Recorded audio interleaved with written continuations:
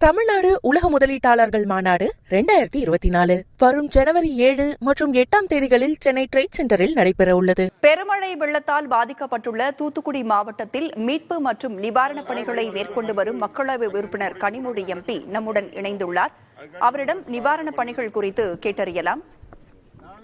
Ma'am வணக்கம். வணக்கம் ma'am.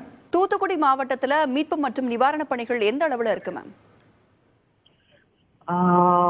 மீட்பு பணிகள் ஏறத்தாழ முடிந்து விட்டது. ஏன்னா தண்ணி கொஞ்சம் இப்ப கம்மியாக ஆரம்பிச்சிருக்கு. கிட்டத்தட்ட எல்லா பகுதிகளில் இருக்கக்கூடிய மக்களையும் சென்று பத்திரமான பகுதிகளுக்கு அழைத்து வந்து விட்டோம். அதனால மீட்பு பணிகள் இப்போ மிகப்பெரிய அளவுல நடக்கல. ஆனா இப்ப சாலைகள் கிட்டத்தட்ட ஒரு 100 இடங்களுக்கு சாலைகள் பிரிட்ஜ் இதெல்லாம் அடித்து செல்லப்பட்டிருக்கு. சாலைகள் உடைந்திருக்கு. அதனால பல இடங்களுக்கு எளிதாக செல்ல முடியவில்லை. ஆனா ஹைவேஸ் டிபார்ட்மெண்ட் இன்னைக்கு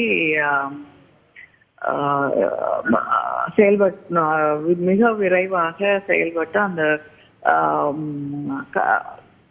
ரோடு சாலை வசதிகள் எல்லாம் உடைந்திருக்கக்கூடிய அந்த பகுதிகளில் அவங்க வேலை செய்து கொண்டிருக்கிறார்கள். அது மட்டும் இல்லாம மின்சாரம் இந்த மழையால வெள்ளத்தால தடைபட்டு இருந்தது. இன்று கிட்டத்தட்ட எல்லா பகுதிகளிலையும் இருக்கக்கூடிய இடங்கள்ல மின்சாரம் கிட்டத்தட்ட ஒரு 80-85% மேல மின்சாரம் கொடுத்து முடிச்சாரு. இன்னைக்கு மாலைக்குள்ள எல்லா பகுதிகளுக்கும் மின்சாரம் கிடைத்துவிடும் அப்படின்னு உறுதியாக சொல்லி இருக்கிறார்கள். அது மட்டும் இல்லாம கொடுத்து கொண்டிருக்கிறோம். உணவு சமைக்கப்பட்டு இப்பொழுது உணவு தயாரிக்கப்பட்டு மக்களுக்கு வழங்கப்படக்கூடிய ஒரு சூழ்நிலை ஏற்பட்டிருக்கு. அது மட்டும் இல்லாம முதலமைச்சர் அவர்கள் நிவாரணம் அறிவித்திருக்கிறார்கள். இப்பொழுது பல மாவட்டங்களிலிருந்து அதிகாரிகள் வரவழைக்கப்பட்டு பாதிக்கப்பட்டிருக்கக்கூடிய வீடுகள், கால்நடைகளை இழந்திருக்கக்கூடியவர்கள், பொருட்கள் சேதாரம், அப்புறம் வயல்ல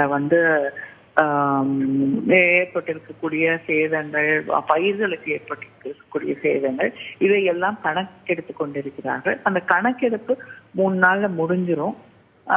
அதுக்கப்புறம் முதலமைச்சர் அவர்கள் நிவாரணம் அறிவிப்பார்கள் அவர்களுக்கும் சேர்த்து.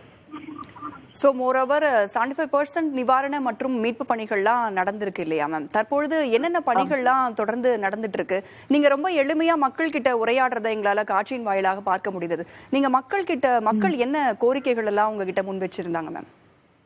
இல்லைங்கம்மா, கிட்டத்தட்ட அவங்க ஊருக்குள்ள தண்ணி வீட்டுக்குள்ள தண்ணி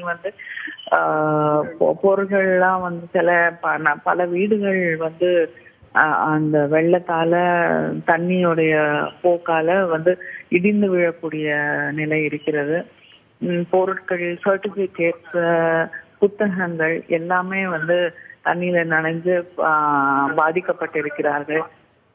மிகப்பெரிய அளவுல அந்த பாதிப்புகள் இருக்கு. அதை பத்தி எல்லாம் சொல்றாங்க. புத்தகங்களும் இப்போ நான் அரசு அதிகாரிகளிடம் கேட்ட பொழுது புத்தகங்களும் பள்ளிக்கூடம் திறந்தவுடன் அந்த வகுப்புகளிலேயே அவர்களுக்கு புதிய புத்தகங்கள் வழங்கப்படும் அப்படின்றதையும் தெரிவித்தார்கள். கல்லூரி மாணவர்களுக்கும் அதே போல. அது மட்டும் இல்லாமல் முகாம்கள் இப்ப மாவட்டம் முழுவதும் அமைச்சரும் வந்திருந்தாங்க, ஹெல்த் மினிஸ்டர் வந்திருந்தாங்க. இப்ப செக்ரட்டரி இங்கதான் இருக்காரு, திரு பேடி அவர்கள். அதனால மாவட்டம் முழுவதும் மருத்துவ முகாம்களையும் அமைச்சிருக்கிறோம். அது மட்டும் இல்லாம வேன்ஸும் பல பகுதிகளில் இருக்கக்கூடிய மக்களுக்கு மருத்துவ உதவிகள், மருத்துவ தேவைகளுக்காக அது அமைக்கப்பட்டிருக்கிறது. மக்களுக்கு இது இந்த ஹெல்த், உடம்பு சரியில்லை, மருந்து அது கேட்குறாங்க.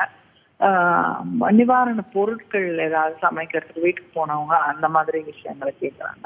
வீடு உடைந்திருக்கக்கூடிய ஒரு சூழல், இல்லைன்னா பழுதுபட்டிருக்கக்கூடிய ஒரு சூழல்ல அதை கட்டுவதற்கான உதவிகளை கேட்கிறாங்க.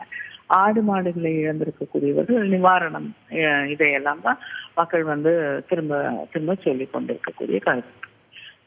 மேம், ஏரல் போன்ற அதிகமா பாதிக்கப்பட்டு இருக்கக்கூடிய பகுதிகளுடைய நிலைமை தற்பொழுது எப்படி இருக்கு? அங்க மீட்பு பணிகள்லாம் எப்படி மேம் நடந்துட்டு இருக்கு? ஏரல் ஆக்சுவலா வந்து முதல்ல வந்து எங்களுக்கு வந்து போகவே முடியல. அப்புறம் ரொம்ப கஷ்டப்பட்டு தான் வந்து ஏரலுக்கு போக முடிந்தது. ஆனா அங்க போய் பார்த்த பொழுது மிகப்பெரிய ஆறுதலாக இருந்தது. எந்த உயிரிழப்பும் இல்லை என்பது மிகப்பெரிய ஒரு ஆறுதலாக இருந்தது. இப்ப வந்து அந்த சாலை போகக்கூடிய அளவுக்கு வந்து தண்ணீர் குறைந்து இப்பொழுது சாலை வழியாகவே மீட்பு பணிகள் நடந்து கொண்டிருக்கிறது. முதல்ல வந்து அங்க அந்த ஏரல் உள்ள அப்புறம் மற்ற இடங்கள்ல சாலைகள் உடைந்து அடித்து செல்லப்பட்டிருக்கு. அதையெல்லாம் முதல்ல வந்து சரி செய்யணும். அந்த பணிகள் இப்பொழுது நடந்து கொண்டிருக்கிறது. அமைச்சர் திரு ஏவா வேலு அவர்கள் அங்கே இருந்து அந்த பணிகளையும் செய்து கொண்டிருக்கிறார். அது மட்டும் இல்லாம பல பேருடைய வீடு வந்து பாதிக்கப்பட்டிருக்கிறது. இன்னும் சில இடங்கள்ல தண்ணி இருக்கு. இதையெல்லாம் நம்ம சரி செய்ய வேண்டிய ஒரு அவசியம் இருக்கிறது. அங்க இருக்கக்கூடிய மக்களுக்கு மறுபடியும் அவர்களுடைய வாழ்வாதாரம் சகஜ நிலைக்கு வருவதற்கான எல்லா உதவிகளையும் நாம் செய்ய வேண்டும். பெருமழை வெள்ளத்தால் பாதிக்கப்பட்டிருக்கிற தூத்துக்குடி மாவட்டத்தில் மீட்பு மற்றும் நிவாரண பணிகள் குறித்து விளக்கியமைக்க நன்றி மேம். இணைப்பில் வந்தமைக்கு நன்றி. தமிழ்நாடு உலக முதலீட்டாளர்கள் மாநாடு 2024 வரும் ஜனவரி 7 மற்றும் 8 தேதிகளில் சென்னை ட்ரேட் சென்டரில் நடைபெற உள்ளது.